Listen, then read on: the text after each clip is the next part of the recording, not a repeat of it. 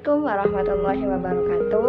Kami dari kelompok 3 mata kuliah Fikih kelas MTK 2 yang beranggotakan saya sendiri Lulu Izzatul Isma, NIM 202101070019 dan teman saya Iva Miftahur Rohmah, Syakirna Sifaris Diana, Muhammad Agus Mas'ud Maulana dan Mailatul Masuro. Kami ingin mempresentasikan bab tentang tayamum. Simak videonya ya. Pembahasan yang pertama yaitu pengertian tayamum. Menurut kitab Fathul Qorib, wa tayamum lughatul qasdi. Tayamum secara lugat adalah maksud atau tujuan. Kata tayamum dalam kamus Idris Al-Marbawi, demikian pula dalam Al-Munjid diartikan menyengaja.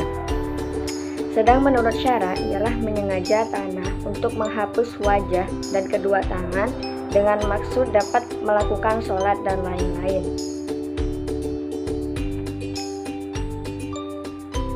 Beberapa ulama merumuskan pengertian tayamum, di antaranya menurut Taqi ad-Din Abu Bakar Ibnu Muhammad Al-Husaini mengatakan tayamum menurut istilah syara merupakan istilah untuk menyatakan suatu pekerjaan mendatangkan debu pada wajah dan kedua tangan dengan syarat-syarat tertentu.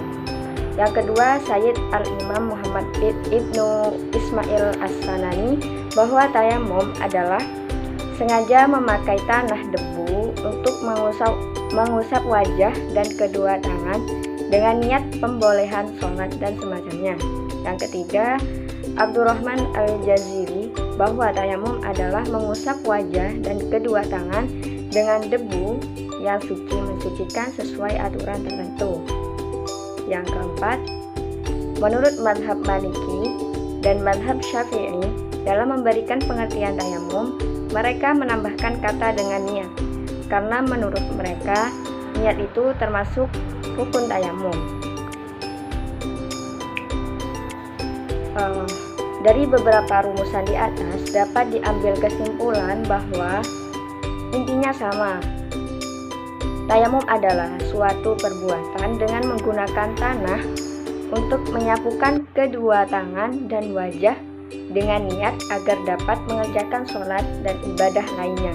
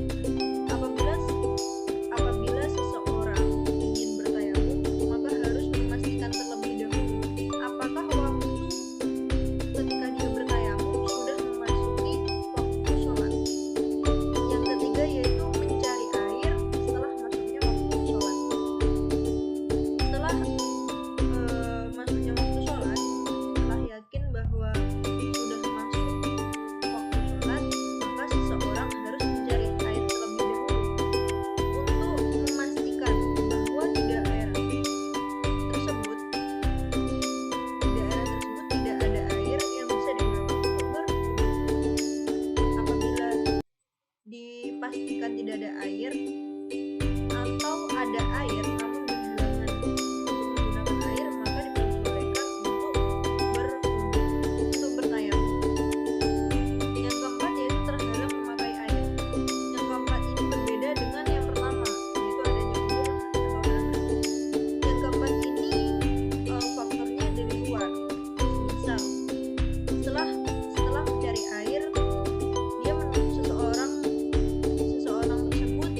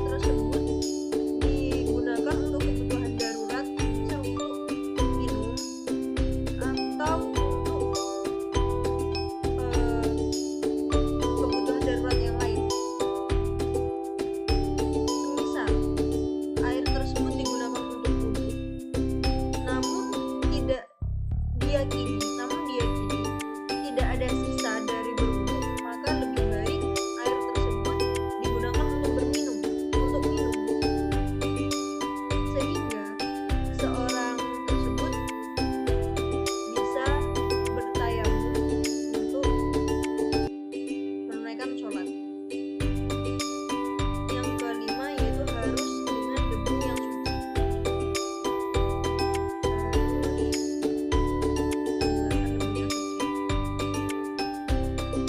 Menurut Imam Syafi'i, debu yang suci adalah sesuatu barang atau sesuatu tempat yang berdebu namun tidak najis. Misalnya pasir atau batu-batu kecil yang memiliki debu, yang terdapat debu.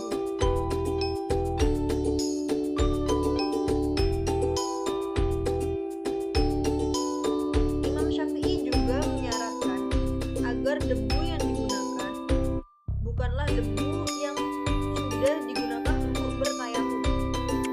Misal, dalam sebuah tempat atau sesuatu sudah digunakan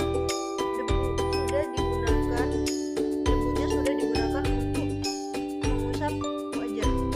Maka untuk debu yang kedua untuk mengusap tangan, maka dia diharuskan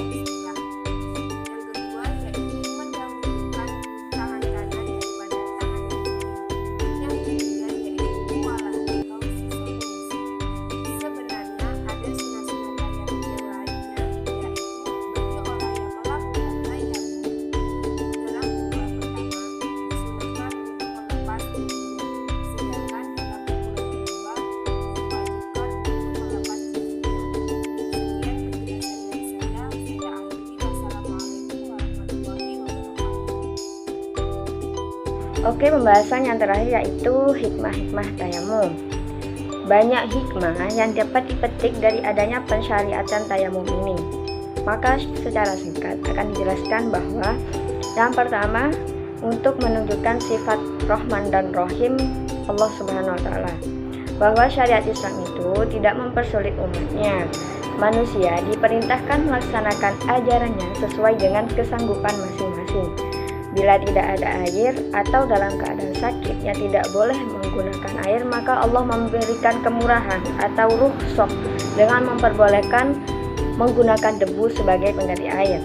Yang kedua yakni hikmah yang terdapat pada tanah sebagai pengganti air untuk bersuci, antara lain adalah tanah mudah didapat dan juga dapat melemahkan nafsu amarah kita, karena tanah yang biasanya kita injak pada saat tayamum harus kita sapukan pada wajah kita.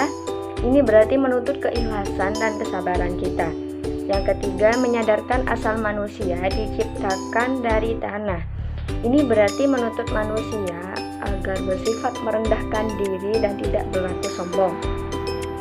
Yang keempat atau yang terakhir yaitu memberikan kesadaran bahwa tidak ada alasan untuk meninggalkan ibadah. Di sini dikatakan bahwa beberapa oknum meninggalkan ibadah karena beralasan tidak adanya air, tidak menemukan air, atau tidak melihat air. Maka hal ini juga menunjukkan keluasan ajaran Islam yang lengkap sesuai dengan kebutuhan manusia. Contohnya, menggunakan debu untuk menghilangkan hadas karena ketidakadaan air, atau untuk menggunakan air tadi. Sekian video presentasi kami kali ini, semoga bermanfaat. Jika ada yang ditanyakan dapat didiskusikan pada saat diskusi berlangsung. Mohon maaf jika terdapat beberapa salah kata dari kami mohon undur diri. Sekian, wassalamualaikum warahmatullahi wabarakatuh.